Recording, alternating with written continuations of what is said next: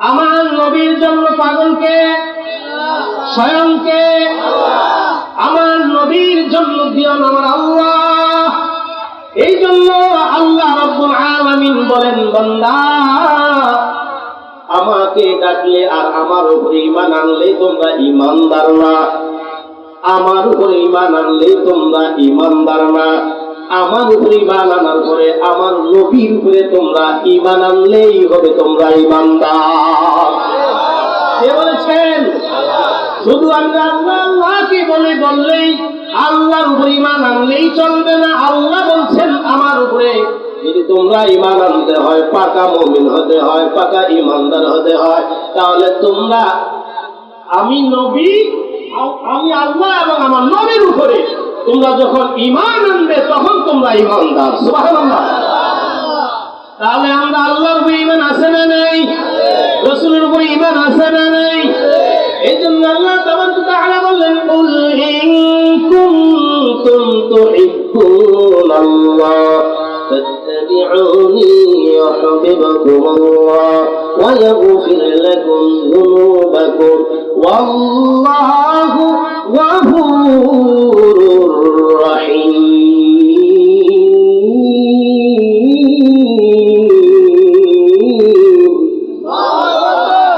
আল্লাহ তাবারaka তাআলা বলেন, নবী হে আপনি বলে দেন আপনার উম্মতদের কি বলে দেন, যারা আমি আল্লাহকে পেতে চায়, আমি আল্লাহকে পেতে চায়, তারা যেন আপনি নবীকে অনুসরণ অনুকরণ ভালোবাসে। বলেন সুবহানাল্লাহ। যদি আপনাকে ভালোবাসে আমি আল্লাহ কি তারা পাওয়ার জন্য আগান লাগবে না, আপনি নবীর ভালোবাসার কারণে আমি আল্লাহ তাদেরকে ধরা দিব। বলেন সুবহানাল্লাহ। আল্লাহ আল্লাহ মানে আল্লাহকে না মানলে হবে না।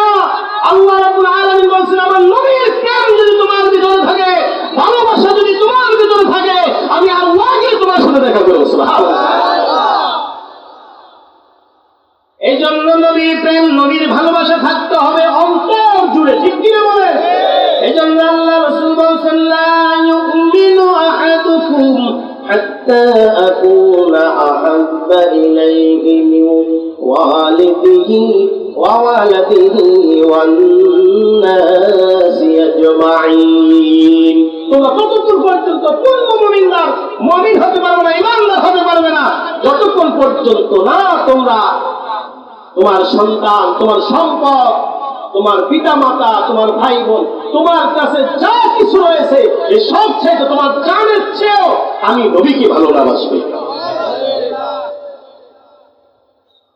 তাহলে নবীকে সবচাইতে বেশি ভালোবাসার নাম হলো ঈমান। কি বলেন ঠিক কিনা?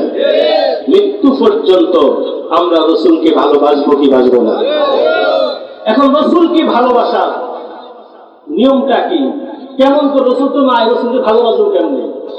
রাসূলকে ভালোবাসার মাধ্যম দিয়েছেন কি?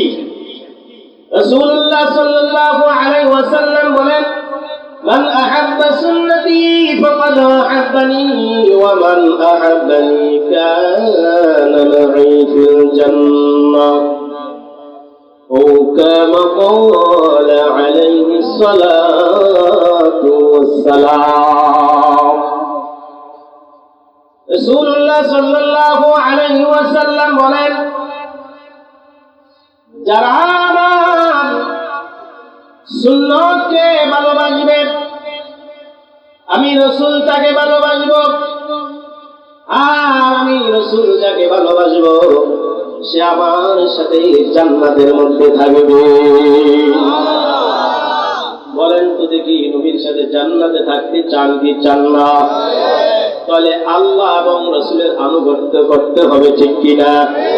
আতিউল্লাহ আতিউর রাসূল ফাকাদ আতাআল্লাহ। আল্লাহ নিজে বলছেন আমার নবীর আনুগত্য করাই মানে হলো আমার আনুগত্য করা। আল্লাহ রাব্বুল আলামিন নবীর প্রতি কত গভীর ভালোবাসা, বলতেছেন আমার নবীকে যারা ইত্তেবা করবে, আমার নবীকে যারা ভালোবাসবে, আমার নবীর কথাগুলা যারা মানবে, আমার নবীর কথাগুলা যারা আনুগত্য করবে, তারা মেনে চলবে তাদের জীবন দশায়, আল্লাহ রাব্বুল আলামিন বলে কিন্তু আর অন্য কারোর কথা কয় না, নিজের থেকে কোনো কথা কয় না, আমি আল্লাহর পয়গামগুলো ছিনে পৌঁছায় দেয়। অতএব আমার নবীর কথা মানেই হলো আমার কথা, আমার নবীর অনুসরণ করা ভালোবাসা মানেই হলো আমাকে ভালোবাসা। বলেন সুবহানাল্লাহ।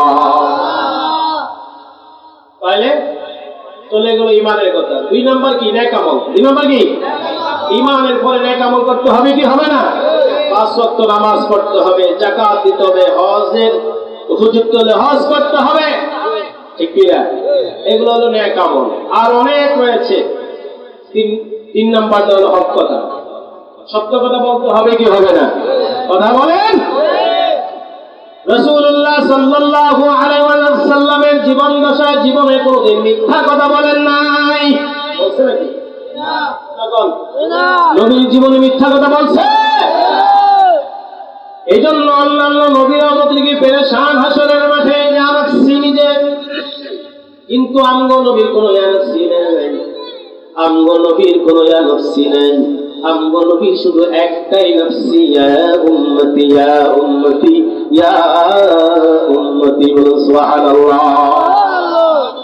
আমগো নবী জিন্দেগিতে মিথ্যা কথা বলেন নাই। অতএব আল্লাহ রাসূলের আনুগত্য করা মানে হলো রাসূলের জীবন দশায় মিথ্যা কথা বলেন নাই, হক কথা বলে গিয়েছেন, সত্য কথা বলে গিয়েছেন।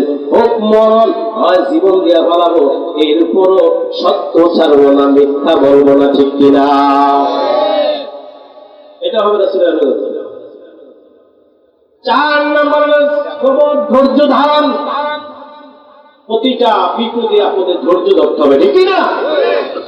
ইনকাম করে কমে গেলেই কিস্তির মধ্যে ধরবে। কোথায়? কিস্তি কিস্তি সুদ আছে না এই সমাজে? এই মহামারী আছে রে। এটা তো করোনার চেয়ে জঘন্য, এটা জানেননি আপনারা? এটা করোনার চেয়ে জঘন্য।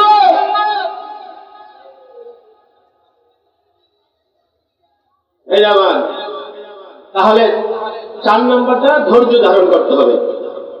আল্লাহ আমাদের সবাইকে এই 4টা গুণ আল্লাহ যেন আমাদেরকে নেওয়ার তৌফিক দান করে, সকলে বলে আমিন। তাহলে 1 নম্বর ঈমান, 2 নম্বর নেক আমল, 3 নম্বরে সত্য কথা বলা, 4 নম্বরে ধৈর্য ধারণ করা। আল্লাহ পাক এই 4 বিষয়ের উপরে আমল করার তৌফিক আমাদেরকে দান করে, সকলে বলে আমিন।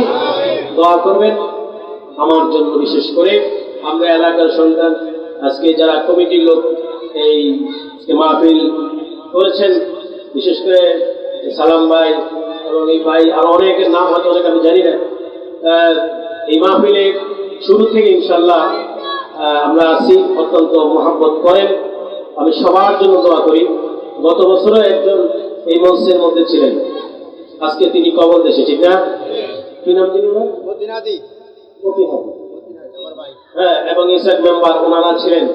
হ্যাঁ, ইসাক মেম্বার এবং মতিন হাজিও গত বছর স্টেজে ছিলেন দেখছি, আজকে তারা নাই। আবার এখন জায়গা দেখছি, আবার কে থাকবেন কে যাবেন আল্লাহ পাক ভালো জানেন। এই জন্য সবার জন্য দোয়া করি, আমাদের জন্য দোয়া করবেন। আল্লাহ তাবারক ওয়া তাআলা যেন আমাদের সকলের হায়াতের মধ্যে বরকত দান করে।